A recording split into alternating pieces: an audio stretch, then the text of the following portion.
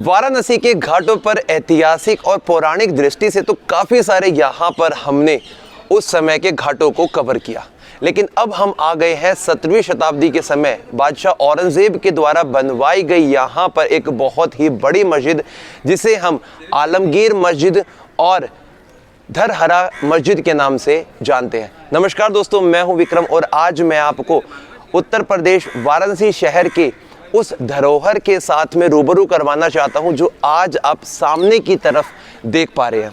सामने जो ये मस्जिद आपको दिखाई दे रही है, ये अपने आप में कलात्मक तरीके से बेजोड़ बनाई गई है।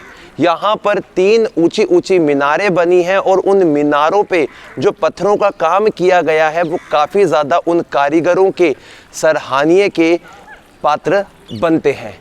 यहाँ पर सामने की तरफ इस पूरी मस्जिद के आप हिस्से को जब निहारेंगे तो देखेंगे कि यहाँ पर जो येलो सैंडस्टोन का इस्तेमाल किया गया है वो पास में जगह पड़ती है चुनार, वहाँ से लाए गए होंगे और उसके बाद में इस इमारत को यहाँ पर बनाया गया।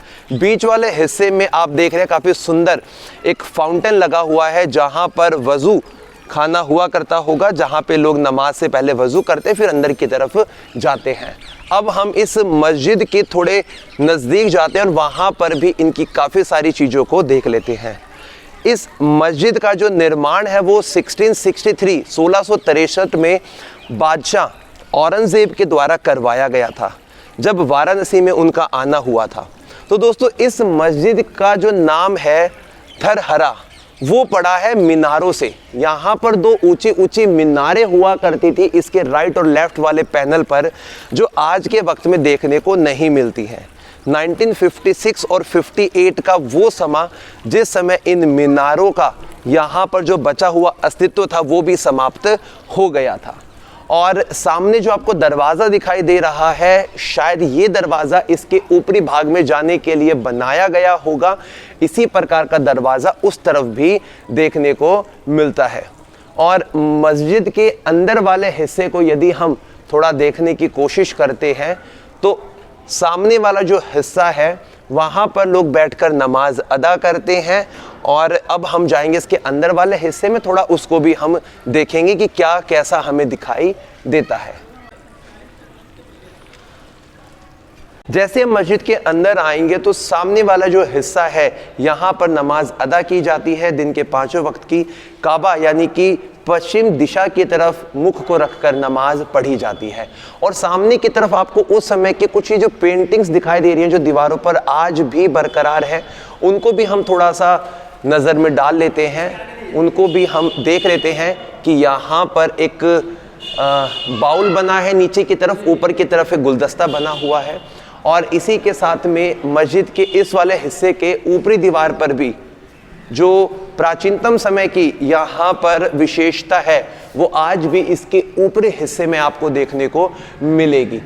दोस्तों, इस मस्जिद की यदि हम बात करते हैं कलर की, तो पहले के वक्त में प्राकृतिक रंग बनाए जाते थे सब्जियों से, फलों से, तभी ये रंग इतने वर्षों के बाद भी आज जो के तो हमें देखने को मिल रहे हैं। और आलमगीर मस्जिद की एक पुरानी तस्वीर यहाँ पर हमें सामने की तरफ दिखाई भी दे रही है। इसमें देखेंगे कि राइट और लेफ्ट में कितनी ऊंची ऊंची जो मीनारें साफ तौर पर आपको झलक दे रही होंगी इसकी। और ये इसकी वो वास्तविक मीनारें थी जो आज के वक्त में टूट चुकी हैं। ऊपर वाले हिस्से में देखिए आप, जो बीच वाला डोम बना है, इसको स्क्विंच से एक डोम फॉर्म में देने के लिए कॉर्नर को 8 हिस्सों में बांटा गया है। और यहाँ पर जो ये एक डिज़ाइन, जो एक कला दिखाई है उस समय के कारीगरों ने, वो काफ़ी ज़्यादा सराहनीय है, काफ़ी ज़्यादा इम्पॉर्टेंट है। एक यहाँ पर सामने की तरफ एक स्टोन लगा है और उस स्टोन पर आप देखेंगे कि कुछ कुरेदा भी गया है। यदि आप इसको पढ़ना जानते हैं तो आराम से आप पढ़ सकते हैं, इसका अनुवाद कर सकते हैं। इसी प्रकार का एक हिस्सा यहाँ पर भी हमें देखने को मिल रहा है। ये देखिए, बड़ा ही शानदार पूरा नज़ारा यहाँ का बना हुआ है।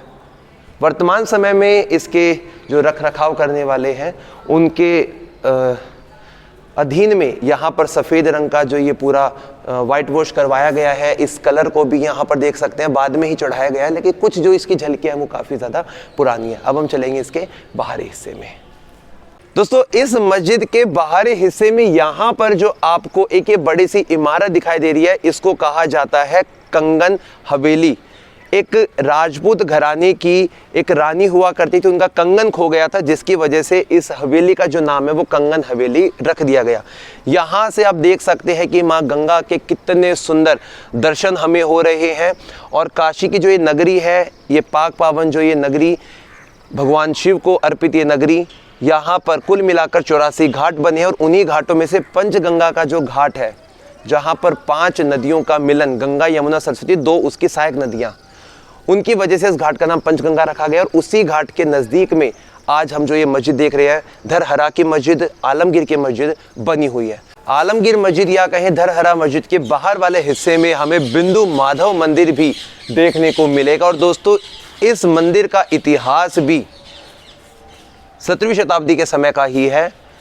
और यहाँ पर बिंदु माधव नाम के एक महाजन हुआ करते, जो कि दक्षिण भारत के महाजन थे, उनके द्वारा यहाँ पर यह मंदिर स्थापित किया गया था। एक बार चलते अंदर की तरफ, बातचीत करते हैं पंडित जी से और पता लगाते हैं कि इस मंदिर का क्या इतिहास है। आ जाइए।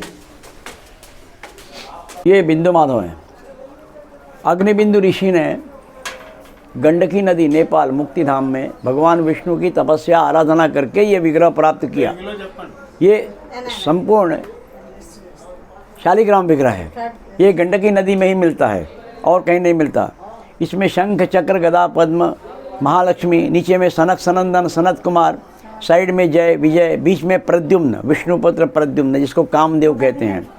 ये नीचे में ये शालिग्राम है, नरसिंह शालिग्राम उसको बोलते हैं। तो ये अग्निबिंदु ऋषि ने यहाँ ला करके आनंदवन में, इसका नाम पूर्व नाम आनंदवन था, यहाँ ला करके स्थापना किया, इसलिए अग्निबिंदु का बिंदु और माधव विष्णु का नाम। आलमगीर मस्जिद के बारे में जैसे आपने कहा, तो ये पूर्व में ये मंदिर उधर में था जहाँ अभी समय आलमगीर मस्जिद है। उसको राजा मान सिंह ने बहुत बड़ा मंदिर बनाया था अपने काल में, 1400 में 1500 में।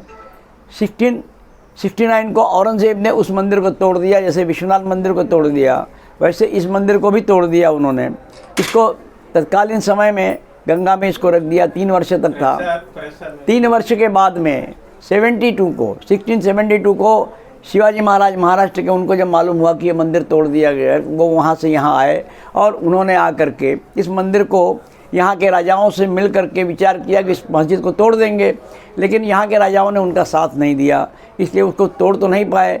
यहाँ आकर के और उसके बाद इन्होंने यहाँ पर इस मंदिर को ये बनाया। मेरा परिवार शिवाजी महाराज के साथ था, पूरा परिवार, पटवर्धन परिवार, हम लोग सरदार पटवर्धन हैं, रत्नागिरी के रहने वाले हैं, महाराष्ट्र के। यहाँ आकर के और इस मंदिर का रक्षण करने लगे। तब से शिवाजी महाराज के आदेश पर हम लोग इधर में आए और यहाँ आकर के इसका रक्षण करने लगे। और तब से 500 वर्ष हो गया यहाँ पर हम लोग रह रहे हैं, इसका रक्षण कर रहे हैं। ये बगल में आलमगीर मस्जिद है, इसका नाम माधवराज का धरहरा भी इसको कहते हैं, आलमगीर मस्जिद को कहते हैं। अब मुसलमान लोग उसको धरहरा मस्जिद भी कहने लगे हैं। वैसे इसका केस भी चल रहा है, अभी वर्तमान में इसका केस भी चल रहा है मंदिर की तरफ से। ये बिंदु माधव क्षेत्रपाल देवता हैं यहाँ काशी के।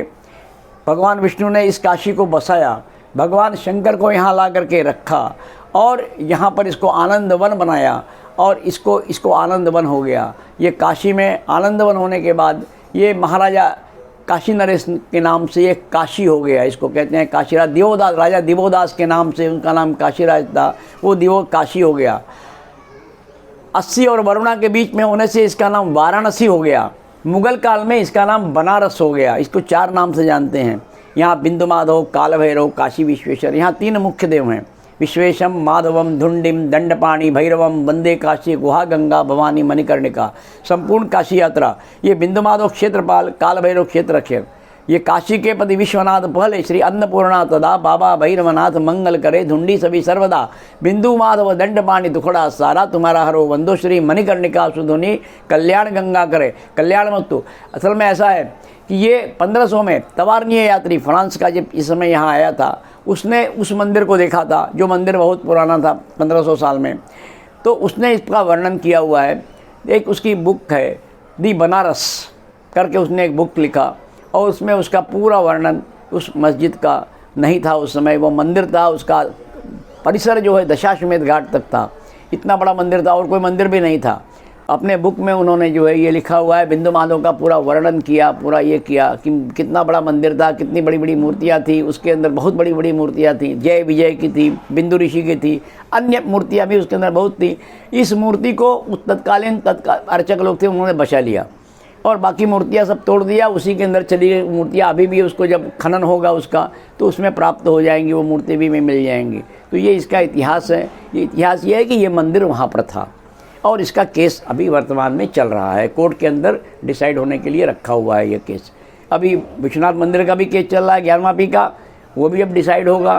2024 तक हो सकता है कि इसका भी डिसाइड हो जाए, कुछ न कुछ जो कुछ डिसाइड होना है वो हो जाएगा। यही इसका हिस्ट्री है इसकी। तो यहाँ पर पंडित जी से बात करने के बाद में हमें उस बारीक इतिहास का मालूमात हुआ है जो शायद किताबों में ही दब के रह गया था। तो मैं पंडित जी का आभार करता हूँ और अब हम चलते दोस्तों इसके आगे वाले हिस्से में, वहाँ जाके आपको और भी चीज़ें दिखाते हैं।